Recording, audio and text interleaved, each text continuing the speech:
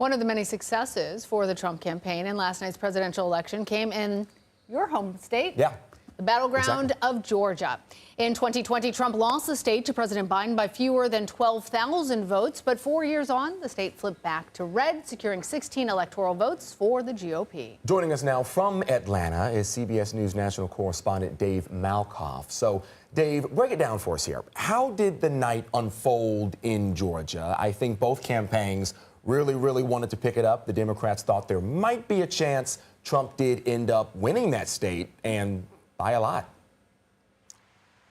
That's exactly right, Alan and Lana. Good to be with you. Now, what we have learned by staying with the Secretary of State all night in the secure area where they were tabulating the ballots was they have completely overhauled the election system here in the state of Georgia, and they are just starting to put that system into place. And last night was the test of that, and the test worked like this. They actually got a record number of votes, both early voting and day of votes, and they tabulated those in a record amount of time.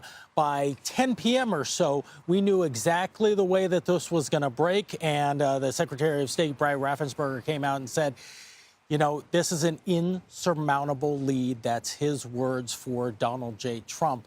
And when we were looking at the one county that was still outstanding, Gwinnett County, that still had 300,000 votes. That was a county that broke for Biden in 2020, and they were thinking that they would get a bunch of votes for Harris from Gwinnett County, but it just didn't make it. It put them somewhere within the 100,000 or 200,000 voter range, but they just did not make it over the top. So Donald J. Trump wins the state of Georgia last night, and then going on to win many of these swing states. So what happened here is a microcosm, you guys, for what happened around the country.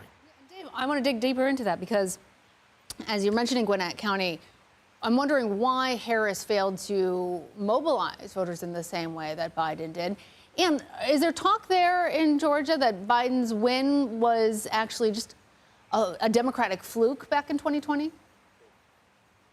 Well, we were talking to a lot of voters this morning, and they were saying that Biden is a very different candidate than Harris. 2020 is a very different year than 2024.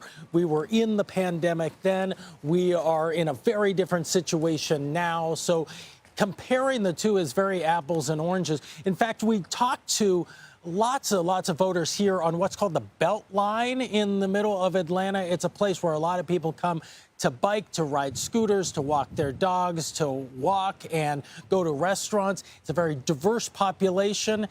And we talked to so many people, including one person who is working on his American citizenship. He has British and Canadian citizenship, but immigration was a big issue this year.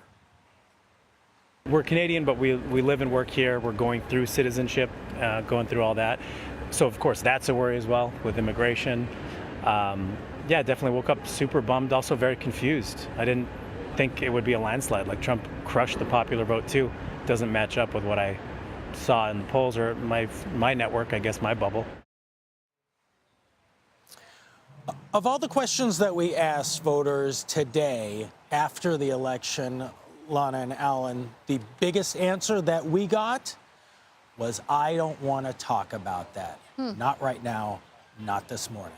That's really interesting. It sure is. All right, Dave, thank you.